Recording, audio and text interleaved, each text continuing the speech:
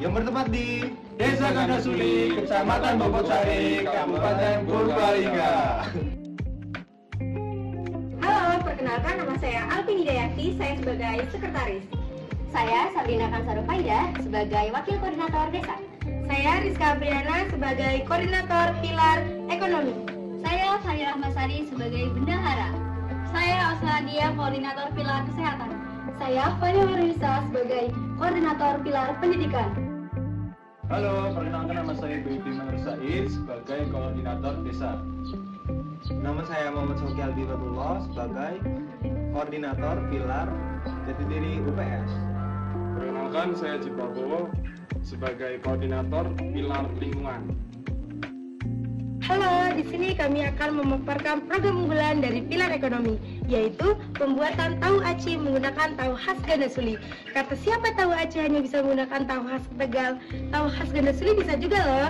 Yuk kita simak videonya.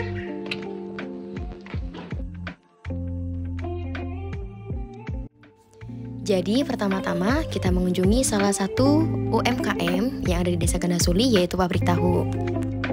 Di sini kami melihat bagaimana cara pembuatan, pengemasan, dan juga proses pemasaran dari tahu khas Gandasuli. Berikut adalah bahan-bahan dari pembuatan tahu aci. Yang pertama ada ketumbar, micin, garam, dan juga bawang putih. Bahan selanjutnya adalah bahan utama kita, yaitu tahu khas Gandasuli.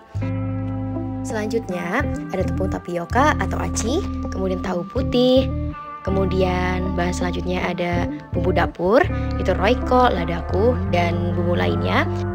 Dan yang terakhir ada minyak goreng. Kita masuk ke proses pembuatan tahu aci. Pertama-tama kita haluskan bumbu terlebih dahulu, yaitu ada bawang putih, merica, dan juga ketumbar. Kita haluskan terlebih dahulu sampai bentuknya seperti itu. Kemudian untuk tahunya kita potong tahu menjadi 2 bagian.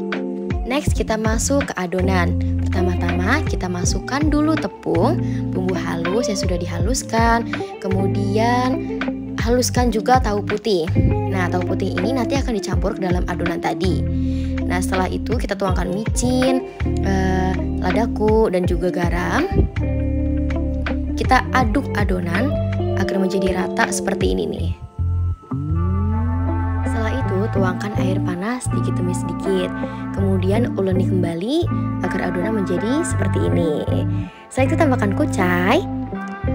Lalu uleni kembali supaya adonan tercampur rata. Nah, biasanya untuk mengulen itu membutuhkan waktu sekitar 5-10 menit agar adonan bisa bertekstur kalis seperti ini. Oke, next kita langsung tempelkan adonan aci tadi ke bagian atas tahu yang sudah kita potong segitiga. Nah, menjadi bentuk seperti ini. Nah, selanjutnya kita masuk ke bagian penggorengan, yaitu tuangkan minyak secukupnya. Kemudian panaskan. Setelah minyak panas, kita masukkan tahu yang sudah kita bentuk menjadi seperti itu ke dalam wajan.